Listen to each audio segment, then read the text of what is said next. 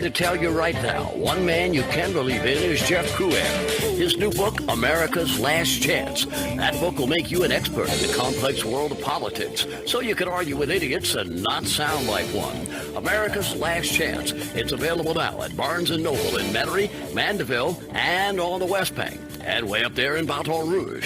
Get it, read it, and then call Jeff weekdays at 556-9696. All right, welcome back, ladies and gentlemen. It's another edition of Ringside right here on the airwaves on America's Voice and WGSO. And we'll get to more of your calls in another segment. But right now, we've got a guest segment, and we'd like to welcome a gentleman who's a Marine, a professional speaker, a full-time father, husband, and patriot. In the spring of this year, he felt his constitutional rights and the rights of so many other Americans were being violated by the state of California. So he did what any veteran, father, and business owner would do. He took action. He picked up the megaphone, began speaking out at protests across the state. His common sense message at the state capitol in Sacramento went viral, receiving 15 million views across all social media platforms.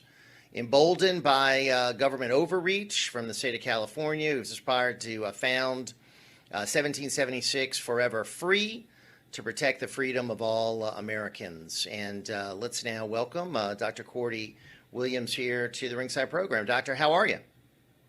I'm doing great, Jeff. Thanks for having me on this morning. I'm honored. Well, I'm honored to have you, and I just wanted to, welcome you to the program and just ask a little bit about California. I mean, you're doing all this there, at least where you started, and a lot of people view California as a lost left-wing hellhole. Is the Constitution movement, the conservative movement, growing out there? Absolutely. There's a lot of validity to that comment and what you just said. It really is. I call it Commifornia, and our leader is Adolf Newsom. So there's a lot of validity to that comment. I mean, you can see the silent majority here is really rising up. I mean, when I go to rallies, I mean, we've hosted rallies from 2,000 to 8,000 in California, and we're about to take that national on the Freedom Tour USA.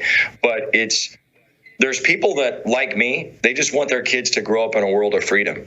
They want their kids to be able to taste freedom. I mean, you and I can just tell, kind of hearing a little bit of your program and watching it over the years, it's like, people want freedom. They crave freedom. Americans want to be able to grow up safe, to have morals, to have ethical standards, and that's being kind of ripped out of homes and being ripped away from parents by this kind of liberal, leftist, socialist, communist narrative that's out there.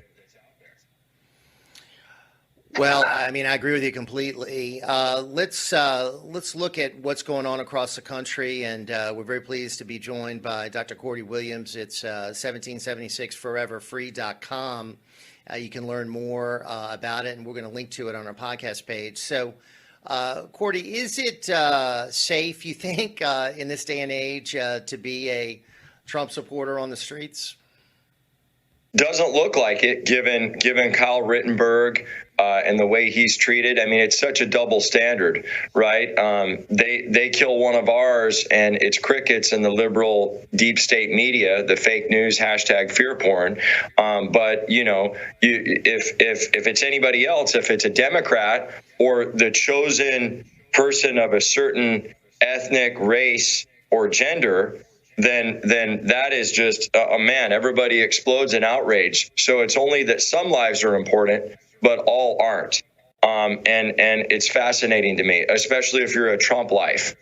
Your life doesn't matter. The conservative narrative doesn't matter. And I think that's really scary for our country, that Jeff, there's just one voice and one narrative that matters, and let's silence everybody else. I think it's frightening. Well, I completely agree. And let's talk about, if we could, what happened just the other day. A Trump supporter was killed, and looks like an Antifa member did it on the streets. And it doesn't look like there have been any arrests in that case. And, we had Trump supporters regularly kicked in the head. Just saw a video of another one that happened. And, I'm wondering, Cordie, are these people being prosecuted? The murderer of this Trump supporter, I don't think, has been brought to justice. No, J. Aaron Danielson. You know, they're big on saying people's names, so I'll say his name. A true patriot. And yeah, I mean, they've got pictures of the guy. I've seen it on Twitter. I've seen it all over the internet. But, you know, it's always a double standard. Brandon Strzok, my good friend, I'm going to be on stage with in Dallas this weekend. You know, look at him. Homophobic slurs, treating him like trash just because of the viewpoint that he has. And yet here's the people that are supposed to be free and accept everybody. And you and I, we're the racist, of course, and we're the Satan worshipers, and we're the bad people. And yet this freedom hippie group, the Democrats, right? They don't stick up for all lives. They only stick up for some. It's fascinating double standard. It really is, and I worry about justice in this country. There seems to be a double standard of justice. I worry about the safety of good people that are trying to just exercise their First Amendment rights, trying to match, these leftist rallies and go out there and support the president. So I guess my question to you is, what do you think Dr. Cordie Williams, the president, should do? Should the president take action? How should the president deal with the violence being directed against Trump supporters? Well, I think he's done everything right. And I think we have to look at this from two different perspectives. First of all, Donald Trump doesn't snap his fingers without a plan. And people that I know that are really close to him have said he's one of the most intelligent human beings there is out there. And I've thought that since day one. When he came down the escalator, I said, that's my guy. That's the guy I want fighting for me.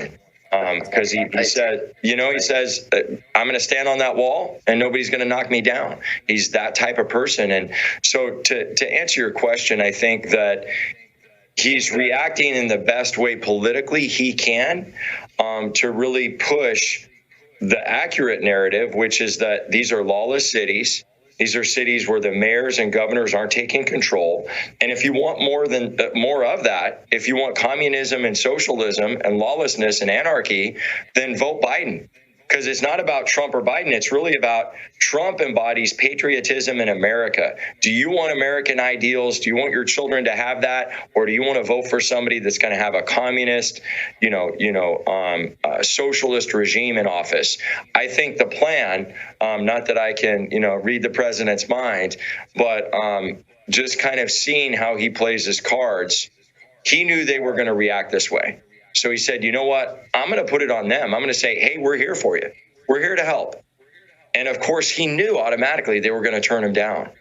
I hope on November 4th that my prediction is right. And he's on November 4th when he's reelected, and it's a landslide because he's got 36% of the African-American vote. According to the Rasmussen poll, it was 9% in 2016. I hope he's going to enact the Insurrection Act, send 5 fire teams of Marines into all these cities with these idiots that are running them and just take over. And same thing that they did with the statues. You know what? You want to get locked up and slammed down by one of our armed service members because you're not being a law-abiding citizen? Or do you want to spend 10 years in jail? I mean, look, no more statues now that we said 10 years in jail if you throw down a statue. So that's what I think is going to happen. Well, and I love your vision. I love your dream, and I certainly hope it does happen. I guess I'm a little bit more, worried about the power that the left has in controlling the narrative, the media, the voting, the judges, all the different levers of power that they have, that they exercise against people like you and me and patriots. So let's hope the president does have a landslide and can win convincingly and send in the military and shut it all down. In the meantime, though, he's not doing many of the big rallies anymore because of COVID and all the media hype. He can't do it because of its dangers. But your team is putting out big rallies. And can you tell us about the freedom rallies that you're involved in, Cordie? Yeah, I would love to. Well, I'm getting invited to speak all over California and all over the United States, and I'll be with the Walkaway Movement for the second time this week, and with David Harris Jr. Is going to be on stage with me, Brandon Strzok, a host of other amazing speakers, Blair White, a bunch of them, what we decided to do very early on, we saw this silent majority, these people that were being oppressed in these different states and counties. And after really having a formula that worked really well for getting people to mobilize, getting people excited, getting people to walk away from the liberal party to kind of our side of normalcy, we decided to take it national. And so on September 12th, probably about, I don't know, what is that, 9 days from now, I had to think for a second, edition, we're going to be in St. Louis, Missouri. A week later, we're going to be at the north side steps of the Capitol in Sacramento. Then we'll be in Larkspur, Colorado, Fort Pierce, Florida, and we'll finish up with a march on D.C. from the National Monument to the White House. And we've got names like David Harris Jr., John Tig Teagan of Benghazi, Joy Villa, Dr. Simone Gold of the Frontline Doctors. I mean, it's a star-studded cast. Conservative Linda, Conservative Ricky, Tommy Vext. I mean, very eclectic, awesome group of patriots. It's not about gender. It's not about race. It's about, do you want America to be what you and I were raised on, Jeff, or do you want it to go towards socialism? Well, I think that's great. And you know, I'm all for the First Amendment. I'm all for the Second Amendment. I'm all for our Bill of Rights, our Constitution. I'm all for having people debate, discuss the issues. And unfortunately, the left never wants to do that. They just want to groupthink. You see it in our universities. They're trying to expand that across the country. And, you know, people like you are fighting back. We're doing it here on this program. And I just want to support the efforts that you're engaged in and all the people you're working with, because I think they're great patriots. And, you know, this is it. This is crunch time. This is 60 days to the most important election in our lifetime. And I love your optimism about what's going to happen with Donald Trump. So let me ask you our final question, Cordie. So all these polls showing Biden ahead, do you think are bogus? Sleepy Joe, Sleepy Creepy Uncle Joe. Yeah, I do. I mean, look at 2016. He's actually a closer margin than he was in 2016. And those polls were poo-poo, as my 4-year-old says. And so I think that's going to be the same thing here. I feel really confident about it. Are they going to try to steal it? Of course they are. But, you know, as my little boy calls him, Trumpy, I think Trumpy's way too smart for him. The guy's a stud. He should have been in the Marine Corps. Might as well be. He's the commander in chief now. I think that we're not going to have a problem. He's got such great people working for him. So if anybody's going to beat the deep state, it's going to be him, in my opinion.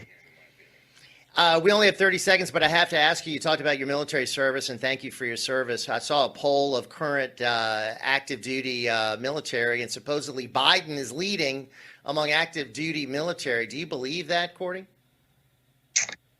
You know, it kind of sickens me, honestly. I was with Colonel Jeff Powers, who wrote that scathing letter in 2017 to the NFL. It's gotten about 70 million hits. He and I were smoking a tasty, as I call it, a cigar the other night. And we were kind of talking about this. I think you just have a whole group of people that, even though they see the facts, there's so much social authority in the mainstream media that these kids are constantly on their phone and they don't know what to believe. So I'd love to see the stat of the percentage of active duty military members that are considered millennials. I think that percentage is going to be parallel to that. All right, Cordie, thank you so much. Keep up the great work. Hopefully we can visit again soon. We'll link to where people can get more information about the great work we're doing. Quick time out.